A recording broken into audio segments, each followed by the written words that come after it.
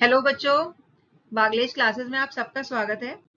बच्चों, आज हम हिंदी की बुक क्षितिज के लेसन उत्साह व अट नहीं रही है की रीडिंग करेंगे। इस कविता के कवि सूर्यकांत त्रिपाठी निराला हैं। इसकी पहली कविता है उत्साह। तो चलिए इसकी रीडिंग करते हैं। बादल गरजो घेर घेर घोर गगन धाराधर ओ, ललित ललित काले घुंघराले बाल कल्पना कैसे पाले। विद्युत छवि उर्मे कवि नवजीवन वाले, वज्र छिपा नूतन कविता फिर भर दो बादल गरजो।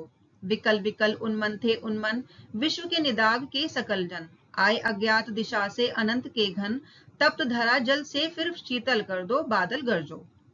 बच्चों, ये कविता एक आवाहन गीत है जो बादल को संबोधित है।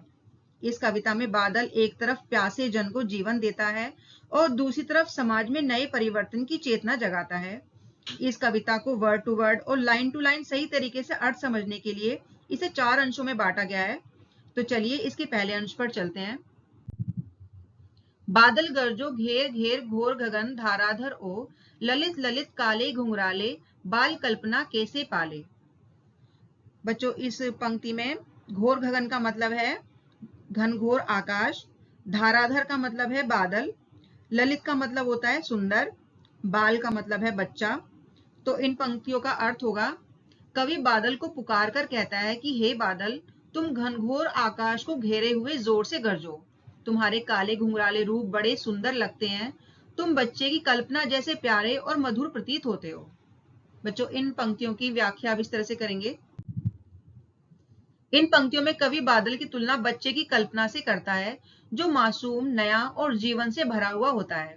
कवि बादल को पुकार कर कहता है कि हे बादल, तुम घनघोर आकाश को घेरे हुए जोर से गरजो। तुम्हारे काले घुंघराले रूप बड़े सुंदर लगते हैं। तुम बच्चे की कल्पना जैसे प्यारे और मधुर प्रतीत होते हो। यहाँ कवि यह कहना चाहते हैं कि बादल का रूप आकर्षक और मोहक होता है और वह शक्ति और प्रेरणा का स्रोत है।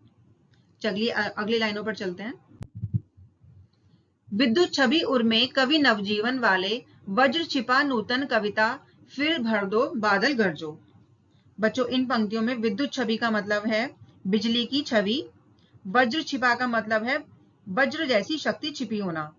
तो इन पंक्तियों का अर्थ होगा, कवि कहता है हे बादल, तुम्हारे भीतर बिजली की छवि है। तुम कवि के लिए नवजीवन देने वाले हो। तुम्हारे गर्जन में वज्र जैसी शक्ति छिपी है। तुम अपनी नूतन कविता से संसार को नया जीवन दो, इसलिए गरजो। इन पंक्तियों की व्याख्या अब इस तरह से करेंगे। इन पंक्तियों में कवि बादल को क्रांति और नई चेतना का प्रतीक मानते हैं। वे कहते हैं कि हे बादल, तुम्हारे भीतर बिजली की छवि है। तुम कवि के लिए नवजीवन देने वाले हो। तुम्हारे गर्जन में वज्र जैसी शक्ति छिपी है। तुम अपनी नूतन कविता से संसार को नया जीवन दो, इसलिए बादल गरजो। यहाँ कवि चाहते हैं कि बादल की गर्जना से जनमानस जागृत हो, उनमें नई शक्ति और नया जीवन उत्पन्न हो। चलिए अगली पंक्तियों पर चलते हैं। विकल विकल उन्मन थे उन्मन, विश्व के निदाग के सकल जन। आए अज्ञात दिशा से अनंत के घन। बच्चों, इन पंक्तियों में विकल का मतलब होता है पीड़ित, उन्मन का मतलब होता है बेचैन, निदाग का मतलब होता है गर्मी और सकल जन का मतलब होता है सभी लोग। अनंत के घन का मतलब होता है अनंत बादलों का समूह। तो इन पंक्तियों का अर्थ होगा, कवि कहता है गर्मियों से पीड़ित और बेचैन संसार के सभी लोग मन ही मन व्याकुल थे। तभी अचानक अज्ञात दिशा से अनंत बादलों का समूह आ गया। बच्चों, इन पंक्तियों की व्याख्या इस तरह करेंगे। इन पंक्तियों के माध्यम से कवि कहते हैं कि गर्मियों से पीड़ित और बेचैन संसार के सभी लोग मन ही मन व्याकुल थे। तभी अचानक अज्ञात दिशा से अनंत बादलों का समूह आ गया। यहाँ कवि मानते हैं कि गर्मी से परेशान लोग बादलों को देखकर खुश हो जाते हैं। बादल लोगों की आशा और आकांक्षा को पूरा करने वाले माने गए हैं। वे दुखी जनजीवन में संतोष और शांति लाते हैं। चलिए अगली पंक्तियों पर चलते हैं। तप्त धरा जल से फिर शीतल कर दो बादल गरजो। बच्चों, इन पंक्तियों में तप्त धरा का मतलब होता है गर्मी से तप रही धरती। तो इन पंक्तियों का अर्थ होगा, कवि कहता है गर्मी से तप रही धरती को जल बरसाकर शीतल कर दो। हे बादल, गरजो और वर्षा कर दो। इन पंक्तियों की व्याख्या इस तरह करेंगे। इन पंक्तियों में कवि बादल को जीवनदायी शक्ति का प्रतीक मानते हैं। वे कहते हैं कि गर्मी से तप रही धरती को जल बरसाकर शीतल कर दो। हे बादल, गरजो और वर्षा करो। यहाँ कवि चाहते हैं कि बादल केवल गरजे ही नहीं, बल्कि वर्षा करके धरती और लोगों को शीतलता, जीवन और नई ऊर्जा प्रदान करे। बच्चों चलिए अगली कविता अट नहीं रही पर चलते हैं। अट नहीं रही है आभा फागुन की तन, सट नहीं रही है कहीं सांस लेते हो, घर घर भर देते हो, उड़ने को नभ में तुम पर कर देते हो। आंख हटाता हूँ हट नहीं रही है, पत्तों से लदी डाल कहीं हरी कहीं लाल, कहीं पड़ी है उर्मे मंद गंध पुष्पमाल, पाट पाट शोभा श्री पट नहीं रही है। बच्चों इस कविता में फागुन के महीने की सुंदरता को दिखाया गया है। इस कविता को भी 3 अंशों में बांटा गया है। तो चलिए इसके पहले अंश पर चलते हैं। अट नहीं रही है आभा फागुन की तन, सट नहीं रही है। बच्चों इन पंक्तियों में आभा का मतलब है सौंदर्य, सट नहीं रही है का मतलब होता है समा नहीं रही है। तो इन पंक्तियों का अर्थ होगा, कवि कहता है कि फागुन ऋतु का सौंदर्य और उसकी आभा इतनी प्रचंड है कि वह तन मन में समा नहीं पा रही है, हर ओर उसका आकर्षण छा गया है। बच्चों इन पंक्तियों की व्याख्या अब इस तरह करेंगे। इन पंक्तियों में कवि कहते हैं कि फागुन ऋतु का सौंदर्य और उसकी आभा इतनी प्रचंड है कि वह तन मन में समा नहीं पा रही। यहाँ कवि कहना चाहते हैं कि फागुन की ऋतु में प्रकृति का सौंदर्य इतना ज्यादा है कि वह सीमाओं में बंध ही नहीं रहा, उसका आनंद और रूप चारों ओर फैल रहा है। चलिए अगली पंक्ति पर चलते हैं। कहीं सांस लेते हो, घर घर भर देते हो, उड़ने को नभ में तुम पर कर देते हो, आंख हटाता हूं हट नहीं रही है। बच्चों इन पंक्तियों में नभ का मतलब है आकाश और पर का मतलब है पंख। तो इन पंक्तियों का अर्थ होगा, कवि कहते हैं कि फागुन की हवा सांसों में बस जाती है और हर घर में उल्लास भर देती है।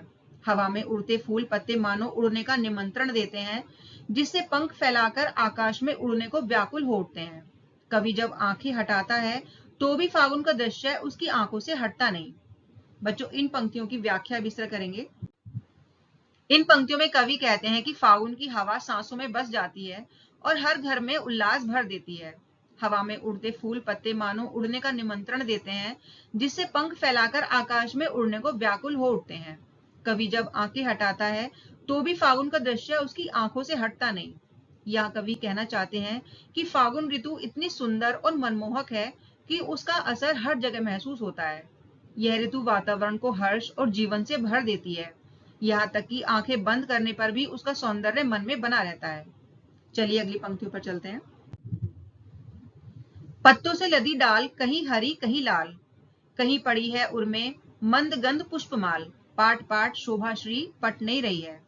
बच्चों इन पंक्तियों में पाट पाट का मतलब है जगह जगह, शोभा का मतलब है सौंदर्य। इन पंक्तियों का अर्थ होगा, कवि कहते हैं कि पेड़ों की डालियां हरे और लाल पत्तों से लदी हुई हैं, उन पर फूलों की माला जैसे हल्की हल्की सुगंध छाई है। जगह जगह पर इतना सौंदर्य है कि वह किसी सीमा में समा नहीं पा रहा है। बच्चों इन पंक्तियों की व्याख्या अब इस तरह करेंगे। इन पंक्तियों में कवि कहते हैं कि पेड़ों की डालियां हरे और लाल पत्तों से लदी हुई हैं, उन पर फूलों की माला जैसी हल्की हल्की सुगंध छाई है। सौंदर्य की इतनी अधिकता है कि वह किसी सीमा में समा नहीं पा रही। यहाँ कवि कहना चाहते हैं कि फागुन का मौसम वृक्षों और फूलों को रंग बिरंगी छटा से भर देता है। वातावरण में खुशबू, रंग और शोभा इतनी अधिक हो जाती है कि उसका वर्णन करना कठिन है। बच्चों ये पोयम इस तरह से यहीं पर समाप्त हो जाती है। मैं आशा करती हूँ आपको इसकी व्याख्या और अर्थ समझ में आया होगा। अगर आपको ये वीडियो अच्छी लगी है तो वीडियो को लाइक और शेयर करें और चैनल को सब्सक्राइब करना ना भूलें, जिससे आने वाली वीडियोस आप तक पहुंच सकें। Thank you.